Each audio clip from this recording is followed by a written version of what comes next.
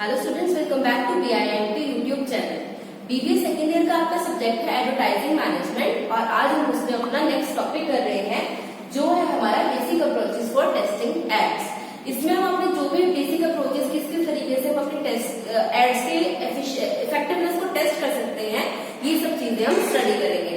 पिछले लेक्चर में हमने मेथड्स किए थे कि किस तरीके से हम कर सकते हैं, इसमें हम अप्रोचेस डिफरेंटली करेंगे जिससे हम इफेक्टिवनेस को टेस्ट कर पाएंगे। इसमें हमारे first of all pre testing methods हैं और इसमें सेकंड हमारा है पोस्ट टेस्टिंग मेथड कि यहाँ तो हमने एडवर्टाइजमेंट के रिलीज होने से पब्लिश होने से पहले जो टेस्टिंग मेथड्स यूज करते हैं या उसके बाद में यूज करते हैं। Pre testing methods may be conducted as early as idea generation to rough execution to testing the final version before its implementation। कि मीन जो प्री टेस्टिंग मेथड्स होते हैं उसमें से जब आइडिया ही जनरेट होता है उसी टाइम पर हम टेस्टिंग करते हैं उसकी इफेक्टिवनेस की कि किस तरीके से ये जो हमारे एडवर्टाइजमेंट है लोगों को कैसा उसका रिजल्ट आएगा, ये सब चीजें हम टेस्ट करते हैं।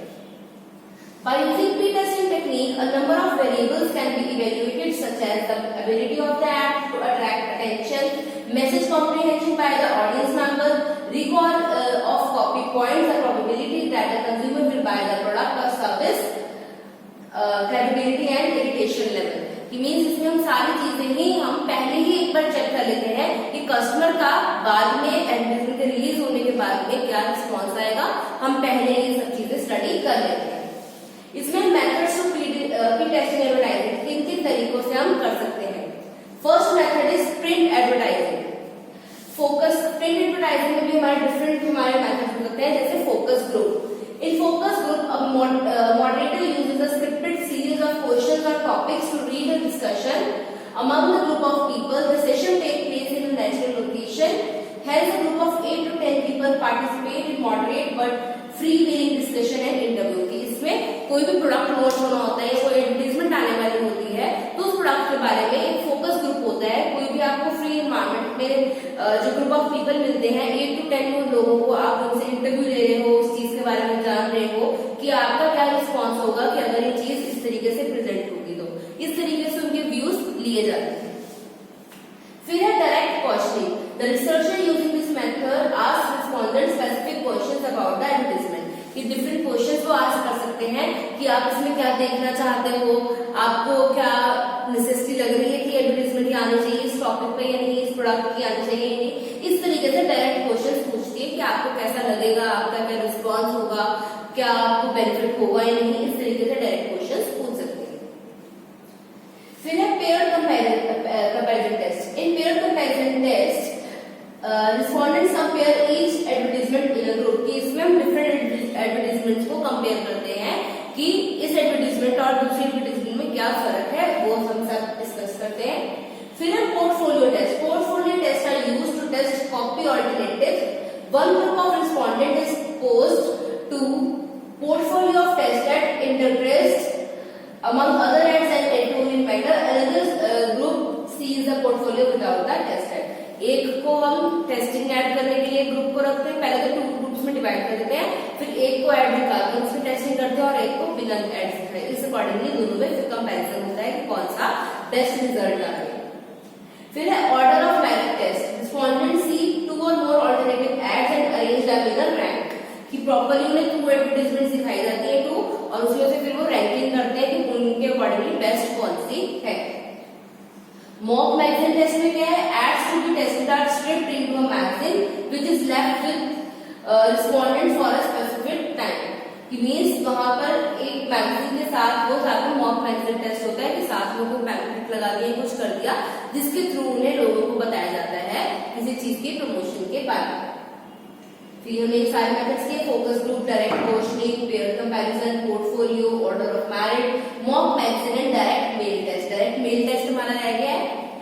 Direct mail test researcher provides 2 or more alternative ads through mail to different potential customers on mailing list to test which ad attracts more orders। It means mailing addresses पे post कर दी जाती है advertisement और फिर देखी जाती है उनकी इफेक्टिवनेस कि किसके ज्यादा ऑर्डर्स आ रहे हैं, किसका ज्यादा रिस्पॉन्स आ रहा है। तो ये हमारे थे प्रिंट एडवर्टाइजिंग के मेथड्स प्री टेस्टिंग में। फिर हमारे रेडियो एंड टेलीविजन एडवर्टाइजिंग जिसे हम ब्रॉडकास्टिंग एडवर्टाइजिंग भी कहते हैं। तो ये प्री टेस्टिंग कैसे हो सकती है। फर्स्ट है central location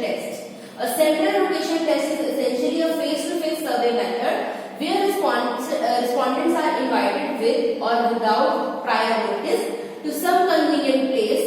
Central location test in a range of research situations including concept test, product test, sensory test, copy test, packaging test, and central location tests are used mostly to test new or modified products and advertising materials. Means इसमें हम एक central group पे चाहे वो हम अपनी मर्जी से बुलाएं, चाहे वो अपने आप अपनी मर्जी से लोग आए हो, तो उनके साथ टेस्टिंग करते हैं प्रोडक्ट के रिलेटेड, उसकी कॉपी के रिलेटेड, उसकी पैकेजिंग के रिलेटेड कि उनका क्या रिव्यू आ रहा है किसी पर्टिकुलर प्रोडक्ट या एडवर्टाइजमेंट के लिए। फिर हमारा इसके अंदर सेकंड है इसमें clutter test. Clutter test is predominantly used for broadcast testing.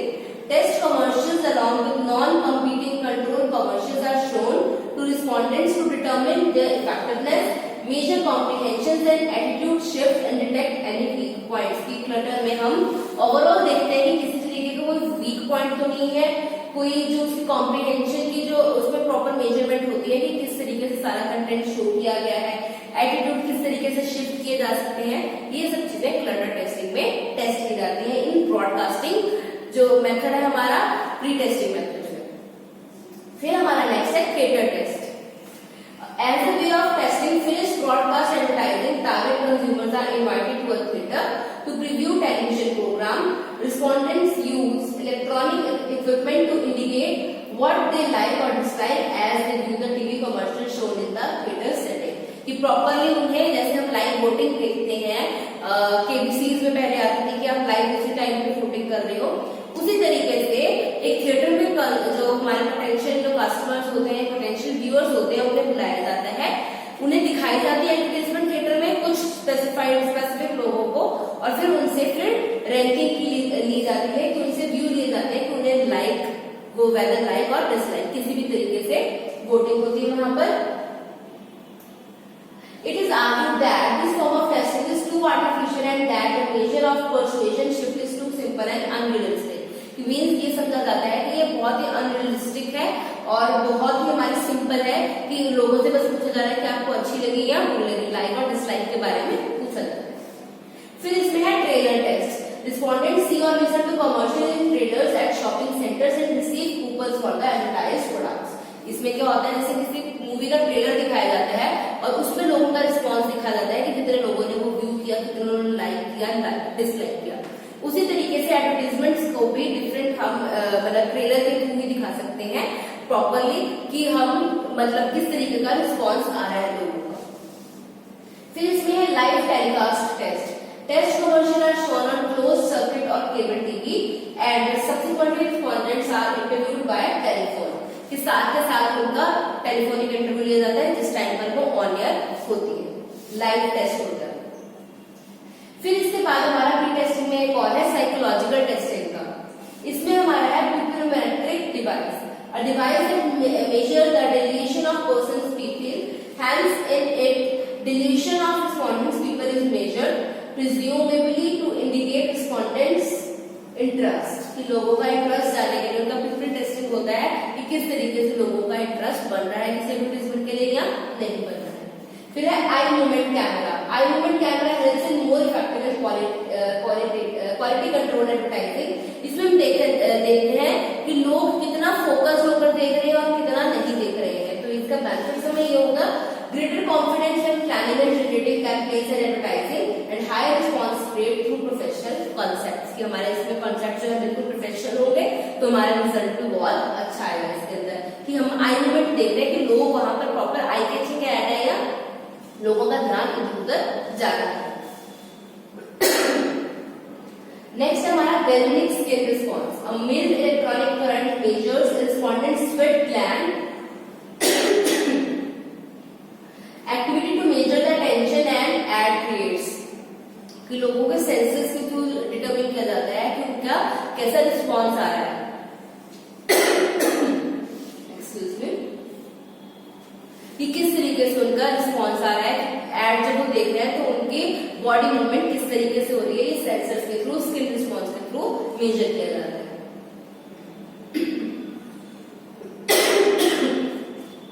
इसमें हमारा एक और है brain pattern analysis.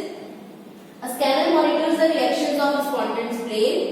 Voice which analysis जिसमें customers voice response is taped and computer is used to measure change in voice which caused by emotion response. की advertisement देख के उनका इमोशन पहले उनकी टेस्ट वॉइस की जाती है, उसके बाद दोबारा की जाती है और उसके बाद रिस्पॉन्स देखा जाता है कि उन्हें कैसी सेटिस्फेक्शन मिली है, नहीं मिली है, कितना वो इमोशनली अटैच हो पाए हैं उस एडवर्टाइजमेंट से या नहीं हो पाए हैं। फिर हमारा hemispheric लिटरलाइजेशन। The term brain literalization refers to the fact that the two halves of human brains are not exactly alike. Each hemisphere has function specialization. Some function whose neutral mechanisms are localized primarily in one half of the brain, and the distribution between the alpha activity in left and right side of the brain. कि दोनों के brain के movement के according, मतलब brain का किस तरीके से रिस्पॉन्स आ रहा है, ब्रेन में कितनी मेमोरी स्टोर की जा रही है, उस अकॉर्डिंगली इसका रिस्पॉन्स देखा जाता है, इफेक्टिवनेस देखी जाती है कि कितनी चीज वो मेमोराइज कर पाए हैं और कितनी नहीं कर पाए। फिर हमारे यहाँ पोस्ट टेस्टिंग मेथड्स की हम जब एडवर्टाइजमेंट प्रॉपर्ली पब्लिश हो जाती है उसके बाद कैसे टेस्टिंग कर सकते हैं। इसमें फर्स्ट है रिकॉल। रिकॉल में हम क्या करेंगे, कस्टमर्स को कहेंगे कि एक बार आपने एडवर्टाइजमेंट देखिए, उसे रिकॉल करके बताइए कि आपने उसके अंदर क्या क्या देखा। रिकॉग्निशन में क्या होगा कि आप एडवर्टाइजमेंट को दिखाते हैं और आप उनसे पूछते हैं कि आपने ये पहले देखी हुई है या नहीं, ये किस चीज की है। इस तरीके से रिकॉग्निशन टेस्ट होता है, क्या वो आप इजीली उसे रिकॉग्नाइज कर पा रहे हो या नहीं कर पा रहे। फिर हमारा इंक्वायरी का कि the researchers can test an advertisement attention getting value readability and comprehension. It refers to checking the effectiveness of an ad appearing in various print media on the basis of which consumer respond by requesting for more information। कि जब लोगों की inquiry ज्यादा से ज्यादा आती है तो यानी उसकी टेस्टिंग हो रही है, मतलब उसका ये बेस्ट रिजल्ट आया है कि लोगों ने एडवर्टाइजमेंट देखी और उसका अच्छा रिस्पॉन्स आया। फिर डे आफ्टर रिकॉल कि day after recall test is the most popular method of post testing used in broadcast industry. In it different methodologies are used by different organisations. However, the measure of effectiveness is always the number of people who can recall the ad. The popularity of day after recall tests is based on the fact that they provide norms giving advertisers a standard of comparing how well their advertisements are performing। कि उन्हें बार बार day after recall उनसे फिर से पूछा जाता है कि आपने उसमें क्या देखा और उसका क्या रिस्पॉन्स आया, ये सब चीजें चेक की जाती है। फिर हमारा ट्रैकिंग स्टडीज की हमारा corporate telephone survey, personal interview, mail sales mail survey, इन सब के थ्रू ट्रैक किया जाता है कि लोगों का रिस्पॉन्स किस तरीके से आ रहा है एडवर्टाइजमेंट को देखने के बाद। फिर हमारा नेक्स्ट इसके अंदर इंपॉर्टेंट टॉपिक है effective essentials of effective testing. कि हमने ये तो कर लिया कि ये मेथड्स हैं, किस तरीके से इफेक्टिव टेस्टिंग की जा सकती है, लेकिन उसके टेस्टिंग में भी क्या क्या चीजें रिक्वायर्ड है, क्या क्या चीजें एसेंशियल है, वो क्या है। First is establish communication objectives. कि सबसे पहले हमारे कम्युनिकेशन के ऑब्जेक्टिव्स हमें एस्टैब्लिश करने हैं कि हम किस बात को कम्युनिकेट करना चाहते हैं, कस्टमर से क्या पूछना चाहते हैं, उनका रिस्पॉन्स किस वे में लेना चाहते हैं, हम उन्हें क्या बात कन्वे करना चाहते हैं। प्रॉपरली कम्युनिकेशन का जो भी हमारा है आउटलेट, प्रॉपरली एक ऑब्जेक्टिव सेट होना चाहिए कि हमने ये बात कम्युनिकेट कर दी। फिर हमारा second use consumer response model. Consumer response model को चूज करके हम यूज करके प्रॉपरली आइडेंटिफाई कर पाते हैं कि कस्टमर किस तरीके से सेटिस्फाइड हो पा रहा है, क्या वो उससे रिजल्ट जैसे हमें चाहिए वैसे मिल पा रहे हैं या नहीं, कस्टमर को जैसे सेटिस्फेक्शन चाहिए वैसे मिल पा रही है या नहीं, प्रॉपरली उस चीज से हम मेजर कर सकते हैं। तो हमारे टेस्टिंग मेथड में ये सारी चीजें होनी चाहिए जिससे हम कस्टमर के रिस्पॉन्स की आइडेंटिफाई कर सकें। फिर है इसमें use both pre test and post test. इसके अंदर हमारे प्री टेस्ट, हमारी टेस्टिंग में प्री टेस्ट मेथड भी होनी चाहिए, पोस्ट टेस्ट भी होने चाहिए, ताकि दोनों तरीके से उसकी इफेक्टिवनेस को हम मेंटेन कर सके और उसे अच्छी तरीके से हम पब्लिश कर सके, लोगों को अच्छा इंफॉर्मेशन प्रोवाइड कर सके। फिर है इसमें यूज मल्टीपल मेजर्स। कि हम इसमें डिफरेंट मेथड्स को यूज कर सकते हैं, जैसे ट्रेडिशनल मेथड्स को भी और जो नए एडवांस मेथड्स है दोनों को हम यूज करके बहुत ही इफेक्टिव टेस्टिंग मेथड यूज कर सकते हैं। फिर understand and implement proper research. कि हम प्रॉपरली रिसर्च को इम्प्लीमेंट कर सकते हैं, इजीली उसे अंडरस्टैंड अगर हम कर पाएंगे तो। उसके बाद हमारा है नेक्स्ट टॉपिक है कॉमन एरर्स इन रिसर्च। की क्या वो तो हमने टेस्टिंग के क्या क्या एसेंशियल्स है वो की है, अब क्या कॉमन एरर्स हो सकती है। फर्स्ट है गेटिंग ऑब्सेस्ड विद रिसर्च। कि लोग ऑब्सेस्ड हो गए रिसर्च से कि वो देना नहीं चाहते कि गलत रिस्पॉन्स दे रहे हैं, ये भी एक कॉमन एरर है रिसर्च में जो आती है। फिर है सैम्पलिंग एरर्स की, जो हमने पॉपुलेशन का पैरामीटर लिया है, जो हमने सैंपल साइज लिया है, अगर वही एप्रोप्रिएट नहीं है हमारे रिप्लेसमेंट के लिए तो हमारी पूरी रिसर्च बेकार हो जाएगी, एरर उसके अंदर आएंगे। फिर using the wrong research method, जो हमने रिसर्च मेथड यूज किया अगर वो रॉन्ग है तो हमारी प्रॉपरली पूरी की पूरी रिसर्च खत्म हो जाएगी। फिर है taking answers at face value, कि हम जो आंसर्स है फेस वैल्यू पर ले रहे हैं, उसके बाद हमें नहीं पता कि लोग क्या बोल रहे हैं, क्या पता फेस पे हमें सही आंसर दे रहे हैं और बाद में कोई अलग रिस्पॉन्स दे रहे हैं। फिर है bias in the reporting of data, हो सकता है कि बायसनेस भी हो उसके अंदर कि अपने प्रोडक्ट को अच्छा दिखाने के लिए हम रिसर्च को अच्छा ही दिखाएं, या अगर प्रोडक्ट को कोई अच्छा नहीं करना चाहता, आगे नहीं पहुंचाना चाहता, तो एडवर्टीजमेंट को नहीं अच्छी किसी को पसंद तो वो उसका गलत रिपोर्टिंग डाटा करेगा। लोगों को अगर किसी पर्टिकुलर ब्रांड में लॉयल्टी है तो उसके पड़ेगी वो गलत बायसनेस के पड़ेगी आंसर से। तो ये हमारी कॉमन एरर्स है जो रिपोर्टिंग ऑफ डाटा में या हमारी जो टेस्टिंग में आती है। तो ये हमारा खत्म हो गया है टॉपिक। नेक्स्ट सेक्शन में हम अपना नेक्स्ट टॉपिक करेंगे। टिल देन इसे आप अच्छी तरीके से पढ़िए, कोई प्रॉब्लम हो तो उसके बारे में कमेंट बॉक्स में पूछिए। Thank you, have a nice day.